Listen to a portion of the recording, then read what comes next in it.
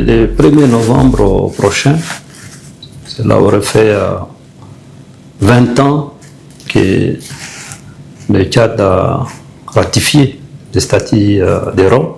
et est devenu État membre de la Cour pénale internationale. Comme beaucoup d'autres pays, cette adhésion dénotait un espoir et un engagement dans la lutte contre l'impunité à l'égard particulièrement de certains crimes comme les crimes contre l'humanité, les crimes de guerre, les génocides. Et quand on adhère à une organisation internationale comme la CPI, on renonce à une partie de sa souveraineté et on adhère à un idéal de justice en l'occurrence. Malheureusement, force est de constater que depuis sa création, le fonctionnement de la Cour pénale internationale n'a pas répondu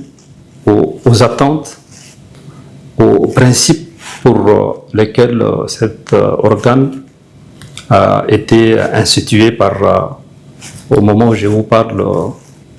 à plus de 124 pays. Donc, face à ces dérives qui se manifestent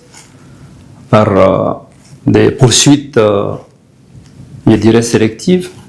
et ce sont les propres statistiques de la Cour pénale qui le démontrent, face à un jeu de puissance qui protège certains et qui met seulement, on va dire, comme cible des Africains, et connaissant l'attachement du chef de l'État, le maréchal Mohamed Idriss Déby Itno, à la souveraineté,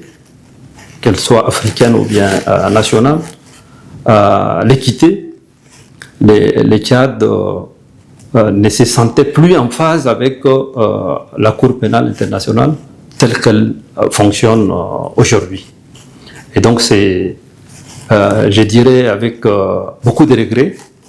que cette décision a été prise de se retirer du statut de Rome et en application des dispositions de ces statuts dans un délai d'1 an. Le Tchad ne fera plus partie de la Cour pénale internationale. Mais au-delà du Tchad, ce qui se passe au niveau de la CPI doit interpeller tous les pays africains qui sont encore membres de la CPI. Nous ne devons plus accepter d'être les victimes consentantes d'un système qui est à double vitesse, un système à géométrie variable, et nous devons nous organiser pour nous doter d'instruments, de mécanismes, d'organes qui peuvent nous permettre de garantir la justice, de rendre justice aux victimes d'un certain nombre de crimes, les crimes les plus graves. Donc c'est un appel